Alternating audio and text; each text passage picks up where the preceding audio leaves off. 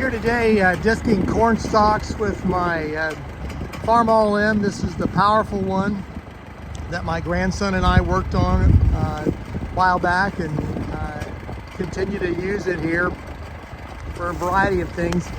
I plow with it in the springtime at our plow day. It pulls 3 bottoms really easily. I've even put it in 4th gear and it pulls it with no problem. So it might pull 4 if it's heavy enough to do that. Anyway, not working it too hard today. I'm just using this little drag disc behind me here, and I'll talk to you about that in a second. I think I've shown you some of the features on this tractor before, but worth going over again, I suppose. This is the famous Christmas tree valve.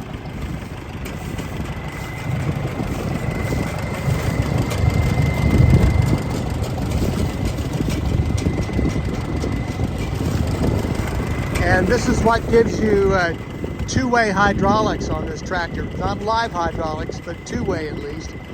And the way I've got it rigged up is I'm using the old style quick attach couplers.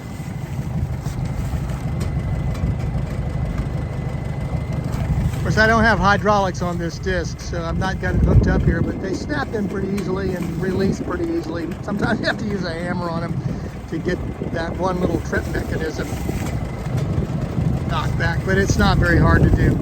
The little caps on the end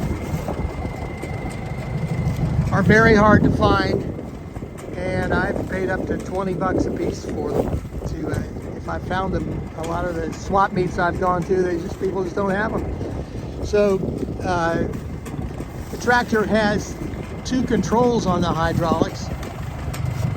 The bent rod is supposed to control the valve on the Christmas tree, and the other one, straight rod, controls the belly pump. So the way I understand it works, you all that are smarter than me, correct me if I'm wrong, but you pull that belly pump back and lock it in place. It has a little notch there to do that.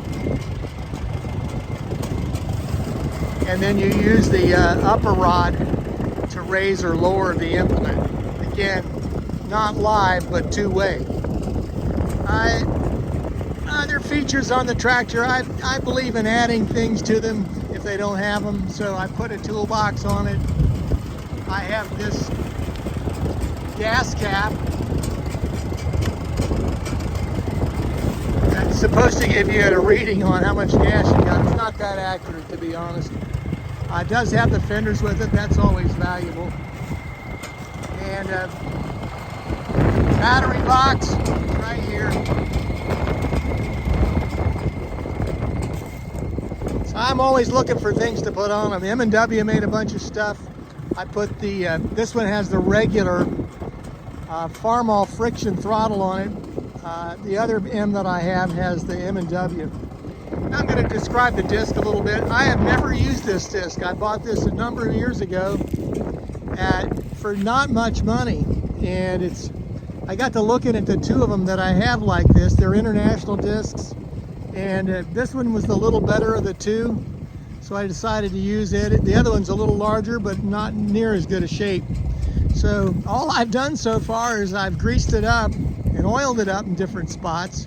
Using it here today, it seems to be working fine. I did put the mud guards, or the mud cleaners on it. It came with 3 of them, and basically I took this one here off the other disc and cut it off on the end to make it match up with this. Seems to be working fine. Anyway, shouldn't be too much mud to clean here today. The ground's still pretty dry. I like these little drag discs. You can use them with really small tractors. If I have people coming over to help, I can always hook them up to one of these and not have too much problems with how they'll pull. Of course, this M will pull this, and it's an 8-footer. I have an 8-foot color packer that I could match with it. Don't need that today, but I might try that this spring. Anyway, I'm going to get on the tractor. I'll take you down the road here. We had another great day here. Might show you my wheat field over here. I have a video out on that in terms of how it's seeded, and it looks really good right now.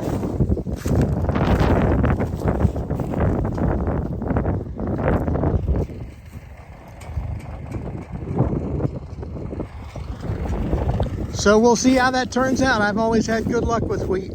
And corn and soybeans were down a little bit this year. Anyway, I'll get on the tractor now. As I always do, I'll take you down the road a bit. I sure appreciate you watching my videos, and God bless you.